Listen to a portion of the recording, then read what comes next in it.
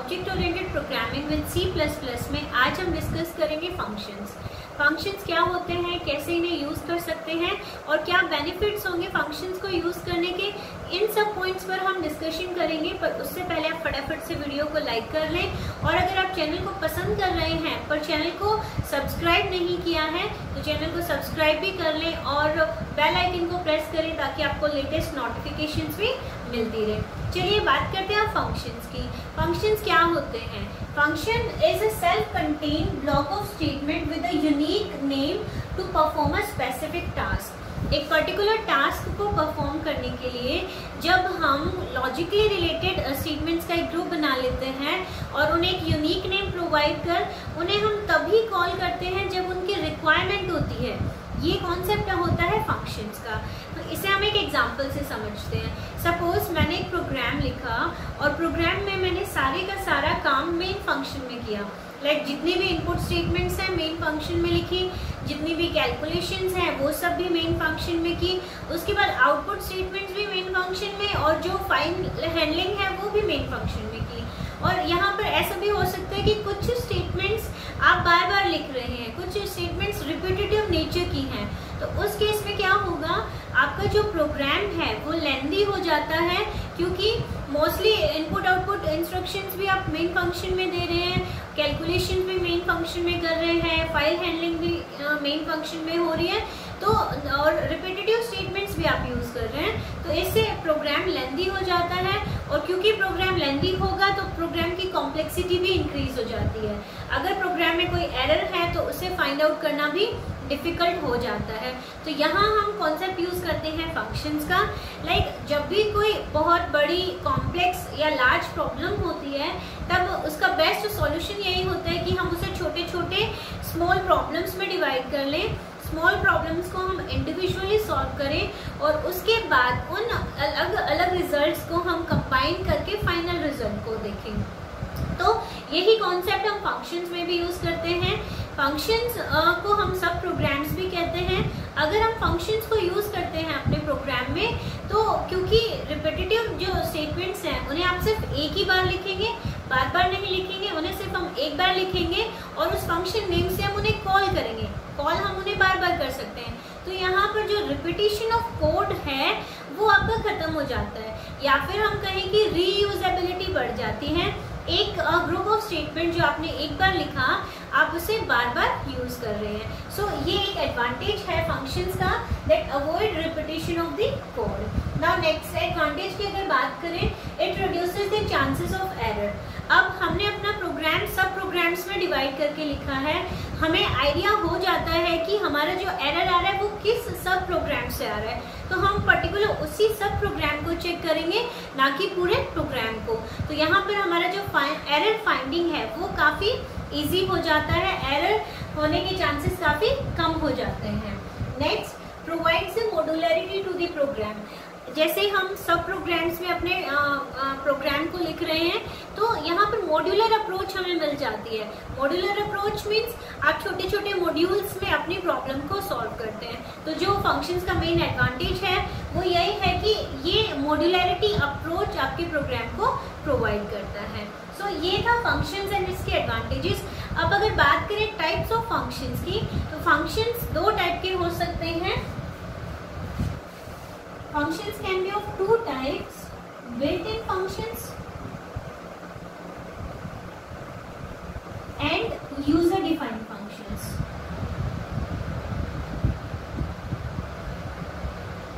पहले हम बात करेंगे built-in functions की। built-in functions क्या होते हैं? built-in functions वो functions होते हैं जिनकी डेफिनेशन ऑलरेडी किसी न किसी हेडर फाइल में गिवन है। कंपाइलर वहां से हेडर फाइल को पिक करता है और आपके फंक्शन को एग्जीक्यूट करता है, यूजर इसे रीडिफाइन नहीं करता। एग्जांपल अगर देखें तो क्लियर स्क्रीन फंक्शन आपने यूज किया होगा अभी तक, getch फंक्शन भी यूज किया होगा। ये दोनों फंक्शंस किस हेडर फाइल में डिफाइन है? conio.h में। तो अभी तक हमने क्या किया है, हम सिर्फ इन फंक्शंस का नेम लिख देते हैं। जब भी इन फंक्शन का नेम हम लिखते हैं हमें ये हेडर फाइल को अपने प्रोग्राम में इंक्लूड करना कंपल्सरी होता है। क्यों? क्योंकि इन फंक्शंस की डेफिनेशन इस हेडर फाइल में है, जब भी हम इन फंक्शंस को कॉल करेंगे कंपाइलर इनके डेफिनेशन इस हेडर फाइल से पिक करता है। सिमिलरली आपने math.h को भी यूज किया होगा, इसमें आपने स्क्वायर रूट फंक्शन यूज किया होगा या पावर फंक्शन यूज किया होगा या और भी फंक्शंस हैं जो आपने यूज किए होंगे। इन सब की डेफिनेशन कहाँ होती है? math.h में। जब भी आप इन्हें स्पेसिफाई करेंगे या इन्हें कॉल करेंगे, इनकी डेफिनेशन कंपाइलर लाइब्रेरी से पिक करेगा और उन्हें एग्जीक्यूट कर देगा। अब बात करते हैं यूजर डिफाइंड फंक्शंस की। यूजर डिफाइंड फंक्शन वो फंक्शंस होते हैं जिन्हें खुद यूजर अपनी रिक्वायरमेंट के अकॉर्डिंग डिफाइन करता है। एग्जाम्पल अगर देखें तो मेन जो फंक्शन आप हर प्रोग्राम में यूज करते हैं, it is the best example of user defined function. आपने देखा होगा जितने भी सी और C++ के प्रोग्राम आपने किए हैं उनमें सब में आपने मेन फंक्शन यूज किया है और हर बार मेन फंक्शन की डेफिनेशन अलग होती है। Number of statements and types of statement सब अलग होती हैं। क्यों? क्योंकि मेन एक यूजर डिफाइंड फंक्शन है। हर यूजर इसे अपनी रिक्वायरमेंट के अकॉर्डिंग, अपनी प्रॉब्लम के अकॉर्डिंग डिफाइन करता है। क्लियर? अब जब भी हम फंक्शन की बात करते हैं, हम 4 चीजों की बात करते हैं और वो है अब function prototype,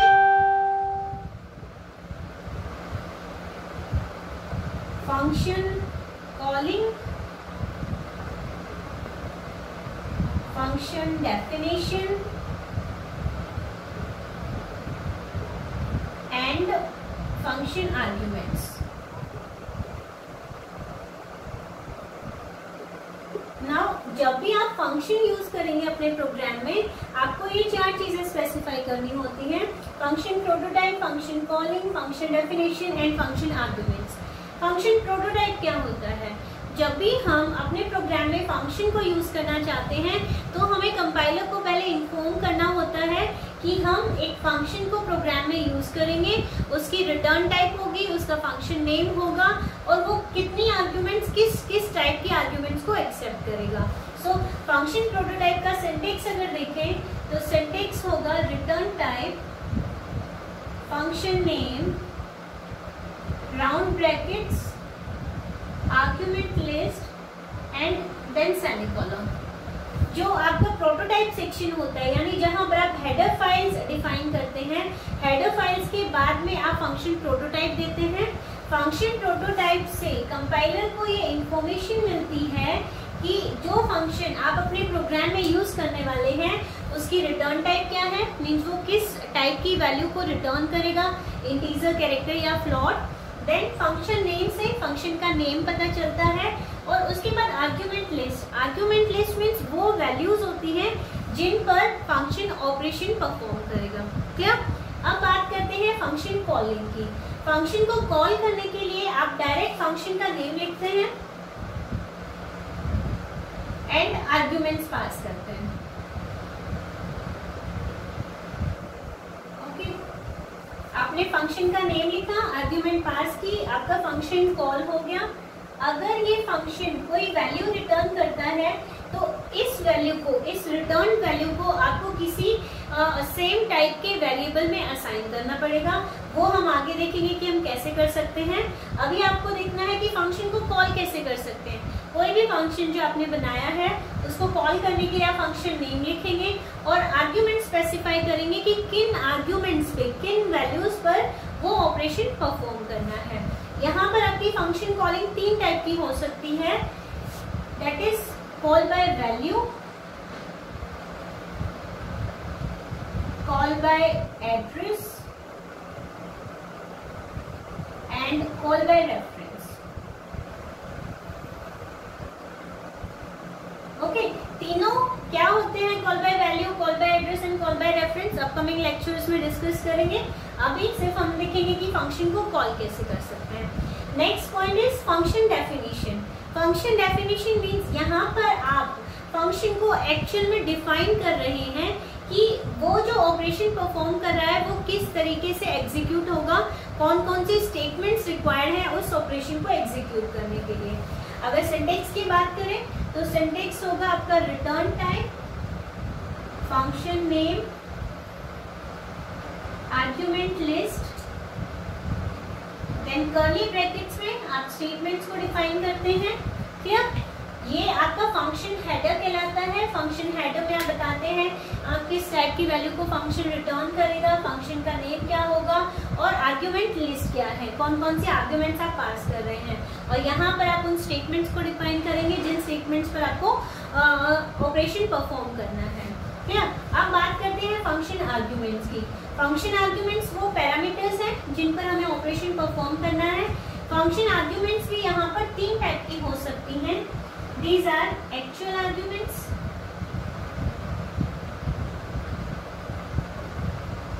formal arguments,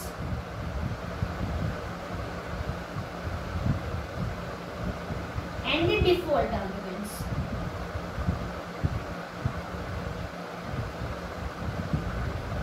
upcoming lectures में हम डिस्कस करेंगे कि एक्चुअल आर्ग्यूमेंट क्या है, फॉर्मल आर्ग्यूमेंट क्या है एंड डिफॉल्ट आर्ग्यूमेंट्स क्या हैं। सो ये था कि किसी भी फंक्शन को यूज करने के लिए आप किन किन चीजों को स्पेसिफाई करते हैं। अब फंक्शन के इस कॉन्सेप्ट को हम देखते हैं with the help of a programme.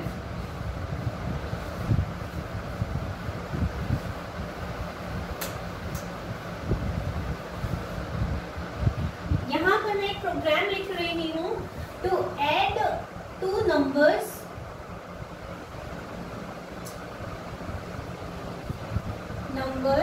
using functions। इस प्रोग्राम में हम 2 इंटीजर नंबर को ऐड करेंगे यूजिंग फंक्शंस। ओके, स्टार्ट करेंगे हम विद हेडर फाइल्स।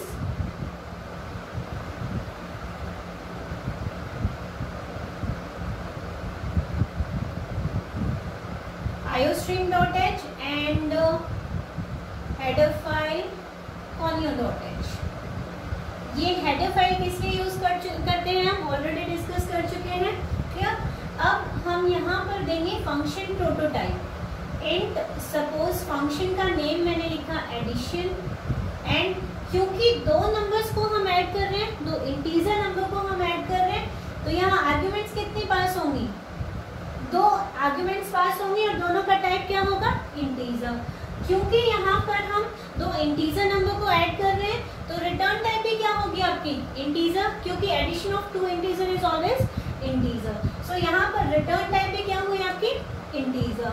अब हम लिखते हैं मेन फंक्शन। मेन फंक्शन में मैंने 3 वेरिएबल्स डिफाइन किए, ए बी एंड ऐड। अब मैं ए की वैल्यू एंड बी की वैल्यू यूजर से इनपुट करा लेती हूँ। enter 2 numbers।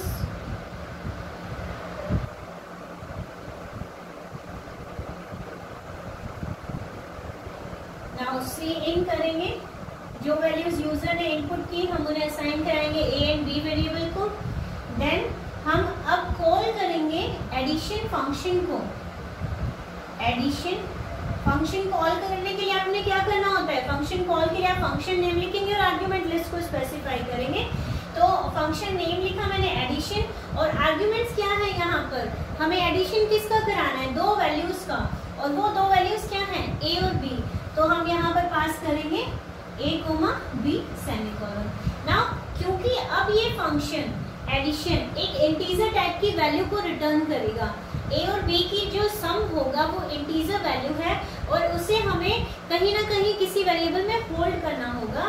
तो इसीलिए यहाँ पर हमने एक 3rd वेरिएबल लिया ऐड, और ये फंक्शन जो वैल्यू रिटर्न करेगा, जो रिजल्ट रिटर्न करेगा, हम उसे असाइन करेंगे ऐड वेरिएबल में। क्लियर?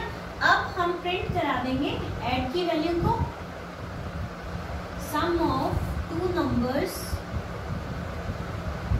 इक्वल्स टू, यहाँ हम ऐड वेरिएबल की वैल्यू को डिस्प्ले करा देंगे, देन रिटर्न 0। यहाँ पर मेन फंक्शन आपका क्लोज होता है।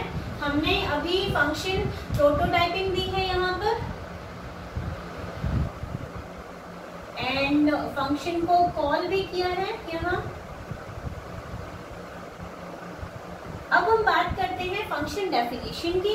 फंक्शन डेफिनेशन के लिए क्या करते हैं हम, return type, function name and argument list, और वो सभी स्टेटमेंट्स जो आपको ऑपरेशन परफॉर्म करने के लिए रिक्वायर्ड है। तो यहाँ फंक्शन की रिटर्न टाइप है इंटीजर, फंक्शन नेम है एडिशन एंड पैरामीटर्स हैं आपके पास इंट कॉमा इन। यहाँ देखिए, यहाँ ये जो वैल्यूज हमने यूज की इन्हें हम कहते हैं actual parameter. These values are called actual parameters. Actual parameters. और यहाँ जो हम वैल्यूज यूज करेंगे, सपोज x और y मैंने यूज किया, तो ये वैल्यूज हैं आपकी फॉर्मल पैरामीटर्स। और ये जो नेम्स हम यहाँ यूज कर रहे हैं a b और x y, ये दोनों सेम भी हो सकते हैं, डिफरेंट भी हो सकते हैं, कोई फर्क नहीं पड़ता यहाँ। तो अब हम स्टेटमेंट्स को डिफाइन करेंगे। एडिशन में हम क्या करेंगे, हम रिटर्न करेंगे x प्लस y की वैल्यू को। फिर ये हमने यहाँ पर फंक्शन की डेफिनेशन दी। अब देखते हैं कि पूरा प्रोग्राम एग्जीक्यूट कैसे होगा। एग्जीक्यूट स्टार्ट होगा आपका मेन फंक्शन से। यहाँ पर हम 3 वेरिएबल्स को डिक्लेयर कर रहे हैं, a, b और ऐड। a और b की वैल्यू हमने यूजर से इनपुट कराई एंड देन एडिशन फंक्शन को हमने कॉल किया। और जब भी हम फंक्शन को कॉल करते हैं, प्रोग्राम कंट्रोल आपका जंप करेगा फंक्शन डेफिनेशन पर। फंक्शन कॉलिंग के बाद जो भी स्टेटमेंट्स मेन फंक्शन में लिखी हैं वो इग्नोर करके प्रोग्राम कंट्रोल जंप करेगा डायरेक्ट फंक्शन डेफिनेशन पर। और यहाँ जो पैरामीटर्स आप पास कर रहे हैं, a और b की वैल्यू पास कर रहे हैं, सपोज a की वैल्यू मैंने ली 2 और b की वैल्यू मैंने ली 3, तो यहाँ पर जो 2 और 3 हम पास कर रहे हैं वो कॉपी हो जाएंगी x और y की वैल्यूज में। यहाँ पर x को मिलेगी वैल्यू 2 और y को मिलेगी 3। देन एडिशन फंक्शन क्या कर रहा है, x प्लस y की वैल्यू को रिटर्न कर रहा है। x प्लस y आपका होगा 5। और जब भी आपके रिटर्न कीवर्ड आता है, जब भी रिटर्न कीवर्ड एग्जीक्यूट होता है, आपका कंट्रोल वापस से उसी स्टेटमेंट पर जाएगा जहां पर आपने फंक्शन को कॉल किया था। अगर आप वैल्यू को रिटर्न कर रहे हैं तो सेम उसी स्टेटमेंट पर, अगर नहीं रिटर्न कर रहे हैं तो उससे नेक्स्ट स्टेटमेंट पर। क्योंकि हम यहाँ पर रिटर्न कर रहे हैं तो आप सेम स्टेटमेंट पर रिटर्न करेंगे। यहाँ पर हमने क्या किया, x प्लस वाई यानी कि 5, इस फंक्शन ने 5 वैल्यू को रिटर्न किया और ये 5 किसे असाइन करेंगे हम, ऐड वेरिएबल को। नाउ सी आउट स्टेटमेंट से हम डिस्प्ले कराएंगे sum of 2 numbers is equals to 5 and then return. So this is the program of adding 2 numbers using function. यहाँ मैंने आपको बताया फंक्शन क्या होते हैं, क्या एडवांटेजेस हैं फंक्शन के, और अगर फंक्शन यूज करना चाहते हैं तो हमें क्या क्या चीजें स्पेसिफाई करनी होती हैं। आई होप कॉन्सेप्ट अच्छे से क्लियर हुआ होगा। अगर अभी भी कोई डाउट होता है, कोई क्वेरी होती है या फिर कोई सजेशन हो तो कमेंट बॉक्स में जरूर लिखें।